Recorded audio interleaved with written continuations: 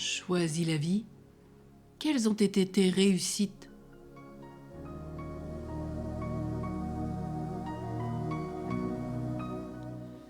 Peut-être fais-tu partie des personnes qui ont des difficultés à évoquer leur succès, tantôt parce qu'elles doutent d'elles-mêmes, tantôt par un sentiment souvent mal placé de modestie. Si tu te reconnais dans la première catégorie, alors l'éducation que tu as reçue a probablement privilégié la critique, le jugement, l'insatisfaction, au détriment de la valorisation et de l'encouragement. Si tu te retrouves dans le deuxième cas, alors on t'a sûrement dit qu'il ne fallait pas se mettre en avant, se faire valoir. Pourtant, si tu y réfléchis, tu as rapporté dans ta vie plusieurs victoires, comme te faire embaucher dans telle entreprise qui t'intéressait. Tu as réussi à peut-être eu les diplômes que tu rêvais, à pouvoir t'installer comme médecin, dentiste, professionnel de santé. Convaincre peut-être un interlocuteur au moment où c'était important pour toi de te faire connaître, trouver ta place dans la société, ou tout simplement parvenir à être autonome, à t'occuper correctement aussi de tes enfants, à les soutenir quand c'était nécessaire, ou encore à t'intégrer dans une association, un groupe de prière, à te réaliser dans une œuvre, ou plus concrètement à décorer ta maison, à organiser une fête familiale.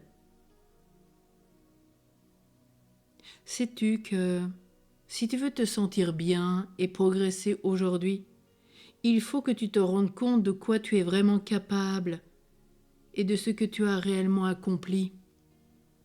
Ne reste pas insatisfait. Regarde ta vie telle qu'elle est, regarde celle de Louise de Marillac. Sa vie était déjà comme toute tracée, et pourtant elle s'est mariée. Son fils lui a donné bien des soucis et des épreuves. Elle est tombée veuve très jeune. Elle aurait pu rester dans cet état.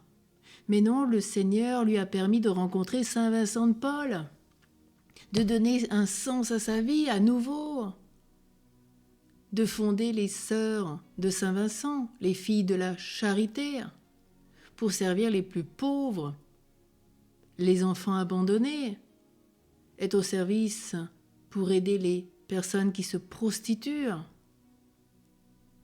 prendre soin de la misère spirituelle. Elle a trouvé sa voie, elle a trouvé en Saint Vincent de Paul un amoureux de Dieu. Ça a bouleversé sa vie. Toi aussi, sur ton chemin, tu peux rencontrer une Louise de Marillac, un Saint Vincent de Paul, qui vont transformer ta vie. Qu'attends-tu? Les personnes qui parviennent à se remémorer leur succès humblement s'améliorent beaucoup par rapport à celles qui ne considèrent que leur vie qu'avec des échecs. Il arrive que des pans entiers de notre existence soient oubliés ou passés sous silence alors qu'ils constitueraient, en se les rappelant périodiquement, en se félicitant ou en remerciant Dieu, de véritables tremplins pour ce que nous avons à entreprendre aujourd'hui. Témoin peut-être cet infirmier d'une 50aine d'années qui se dévalorise continuellement, se plaint de son mal-être, mais qui jusqu'à présent n'avait jamais pris conscience du formidable succès qu'avait été le sien.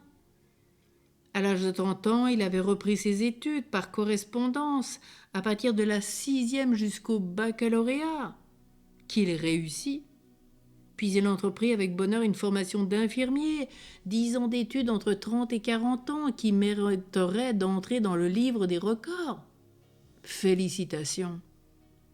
Qui plus est, il effectue depuis son difficile métier sans trop de peine.